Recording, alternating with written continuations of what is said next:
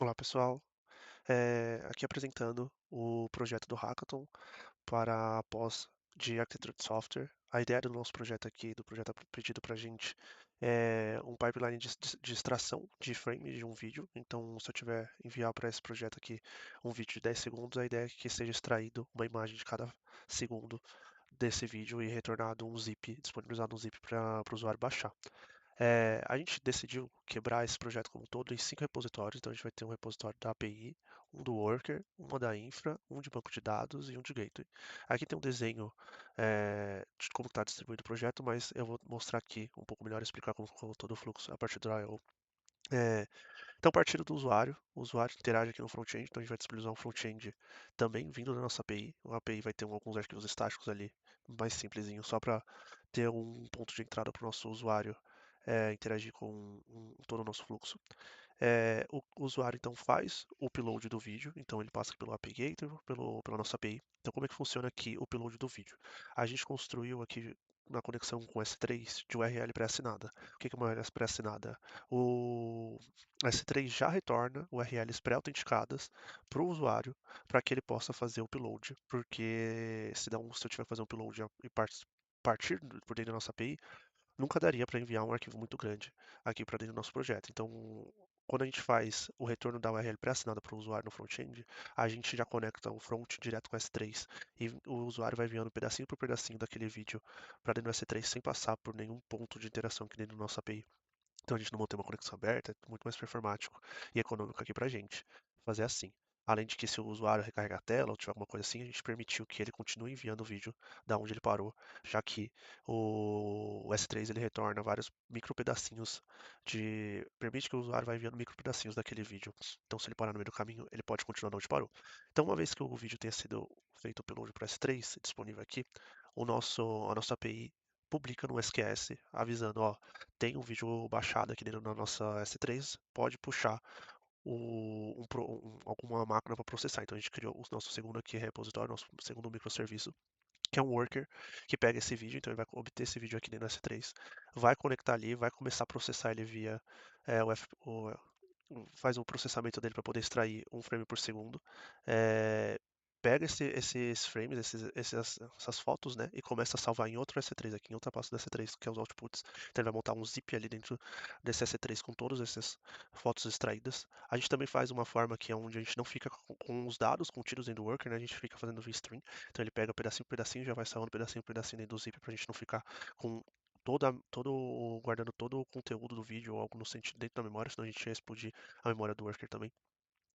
E aí o grande ponto aqui para poder escalar isso tudo, a gente usa o CAD aqui, que é o Event Travis Cloud Scaling. Então o que que ele faz? Ele começa a perceber aqui e monitorar a quantidade de de eventos que está publicado dentro desse SQS. Se tiver muitos eventos aqui, ele começa a escalar os pods, então ele começa a escalar esses workers aqui para que a gente consiga aguentar aqui a quantidade de vídeos que a gente estiver recebendo para ser processado ao mesmo tempo ali.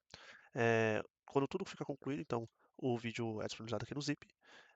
E a gente manda um e-mail para o cliente falando que deu ok, que ele pode baixar o vídeo. Então a gente tem um SES aqui, um SS, Simple Email Service, ou como a gente percebeu que no AWS Academy não funciona, a gente acaba usando o SMTP aqui normal. A gente também tem um banco de dados aqui, o banco de dados serve para guardar a autenticação, guardar alguns detalhes dos vídeos, e a gente também tem uma parte de depotência aqui que o worker, no momento que ele está processando o vídeo, ele interage ali com o banco de dados para guardar de que aquele worker já está executando, já está processando ele, para que não seja tenha duplicata de processamentos. O SQS permite isso, então ele pode enviar várias vezes o mesmo evento para algum worker trabalhar, então a gente usa esse trabalho aqui com um banco de dados para ter essa indepotência. Temos aqui também o Datadog, então o Datadog aqui para todas as métricas dos workers aqui, da API, de todas as interações que tem dentro do sistema. Hum, Agora, aqui a gente vai ter toda uma documentação mostrando tudo o que acontece, então como é que é um fluxo aqui dos endpoints, o cliente loga, faz o upload do vídeo, se ele tiver feito todo o upload aqui, fica no S3 e começa a distribuir para o worker. Toda a lista de endpoint que está disponível aqui no sistema, então de registro, de login, logout. Hoje a gente não trabalhou com nenhum Lambda dentro do sistema, porque a gente viu que não faria sentido um Lambda Authorizer, já que a gente só está trabalhando com um serviço só de API, porque a gente não viu necessidade de quebrar em dois microserviços, já que ele tem uma responsabilidade bem pequena, que é só de login e disponibilizar aqui o início do upload dos vídeos e a listagem de vídeos. Então a gente não quis seguir por esse caminho. Mas hoje toda a API então entrega esses endpoints e fica também os arquivos estáticos ali para o front. O processamento aqui do worker, então como que o worker recebe, identifica aqui quais são, se já existe algum outro worker executando aquele processamento daquele vídeo ou não, então a gente tem todo o fluxograma aqui de como que isso acontece. Alguns cenários aqui de retentabilidade que pode acontecer, então se tem algum erro ou outro, a gente tenta garantir a idempotência aqui de todos os dados. Aqui um pouco mais de detalhe de como é que está os dados, todo o que cada repositório vai fazer. Então a gente tem o de infra, ele sobe KS, NLB, o S3, o SQS, o Simple Email Service aqui, o KEDA, a parte do Datadog, o banco de dados aqui, então sobe o RDS com Postgres e todos os dados que precisam ali para ter tudo no ar. O gateway, sobe o gateway, todos os links corretos. Então, o API gateway que eu já falei e o worker.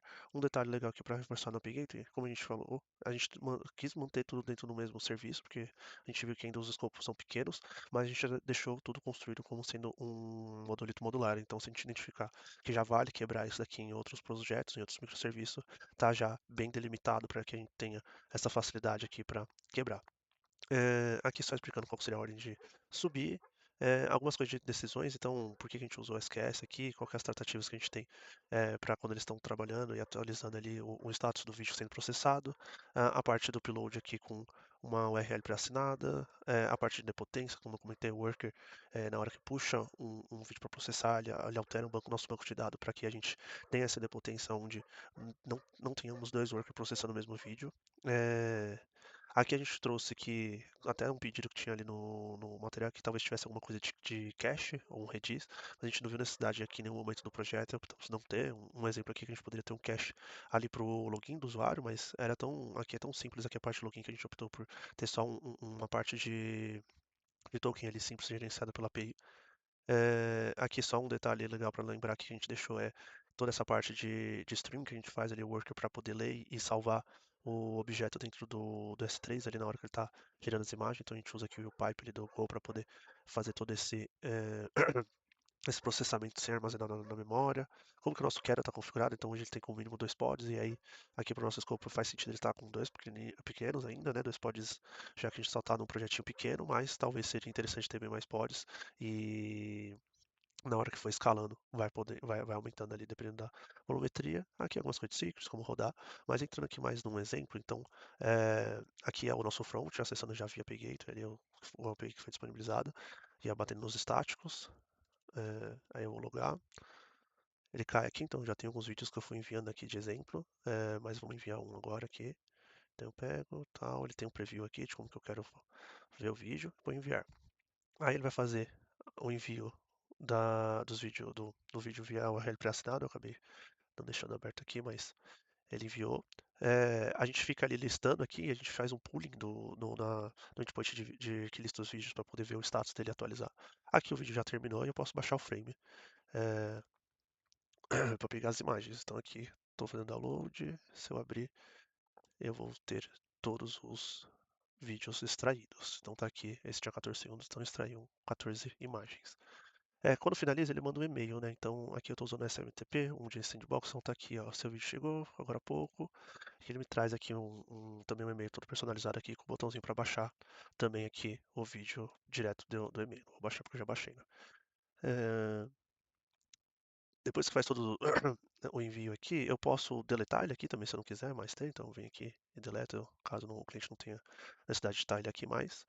É, E aí a gente também fez todo o processo aqui via Datadog para poder ter um dash de observabilidade. Então, eu tenho que ter uma visão mais detalhada do processamento aqui desse pipeline de vídeo. Então, quantos vídeos foi processado, quantos quero na fila, a taxa de processamento. Então, eu consigo acompanhar aqui quantos estão caindo ali no SQS e como eles estão sendo processados. Quantos frames estão sendo gerados também por vídeo. Aqui, com todos os vídeos, como eu tinha 14 segundos, ficou 14 para tudo. a latência para fazer essa geração aqui, tudo que acontece dentro do worker.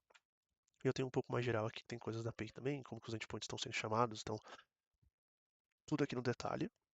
Latência também da API. Aqui é legal mostrar que eu estava fazendo alguns testes de estresse e como que a gente vê o que era trabalhando. Então aqui é a quantidade de pods que a gente tem na API. Então aqui a gente sempre está tendo um pod só na API, que a gente não tem, tem um uso bem pequeno, então ele nunca vai escalar. Mas no Worker eu fiz um teste de estresse de mandar 20 a 40 vídeos a cada um segundo. Então eu bati 7 pods aqui. Aí depois ele vai caindo ou aumentando, dependendo da quantidade de vídeos que a gente vai enviando. A gente então criou também aqui alguns testes unitários, alguns testes end-to-end e alguns scripts aqui para rodar. Então, um exemplo é esse teste que eu acabei de comentar, que enviou os 40 vídeos aqui, para a gente tentar estressar um pouco. Eu criei também um teste de end-to-end para poder fazer um teste automatizado de todo o projeto. Ele faz aqui vários testes ali do front, se ele consegue logar, se está dando erro ou não está dando erro. Quando loga, ele faz um teste de upload do vídeo e se está tudo certo também. Ele faz alguns outros testes ali de se ele consegue retomar o upload do vídeo caso tenha parado na metade. E é isso. Então ele faz todos os testes end-to-end aqui para a gente ter uma automatização interessante aqui no projeto. Deixa ele terminar aqui. Ali não é erro, é só porque a gente manda um vídeo fake, então ele acaba não processando.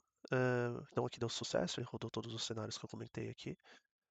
Então, para finalizar a parte que eu queria mostrar, então a gente tem aqui também, subindo no SonarCube aqui, todos os dados ali do projeto, então, um da parte da API e do Worker, que são os dois que tem teste unitário e fazem sentido estar aqui sendo processado. Então, a gente conseguiu 93% de cobertura aqui, 92% de cobertura no Worker, tudo aqui certinho. Os 5 projetos aqui estão também aqui certo, então o projeto da infra com CI/CD completo, do DB, da API, do Worker e do API Gateway, né? Então eu tô até com o PR aberto aqui. Então ele rodou o CI aqui com todos os detalhes, Sonar, Swagger, faz várias validações. E depois ele vai fazer o deploy. Então o último deploy aqui que a gente fez, ele faz todos os dados, deixa aqui também algumas informações interessantes para a gente olhar. Então todo o projeto foi esse que a gente implementou.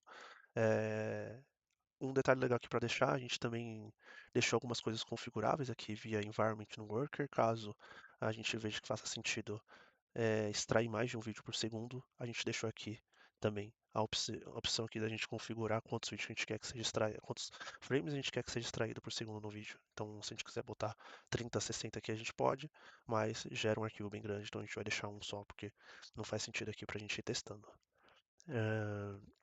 Então é isso, o nosso projeto é esse. Muito obrigado.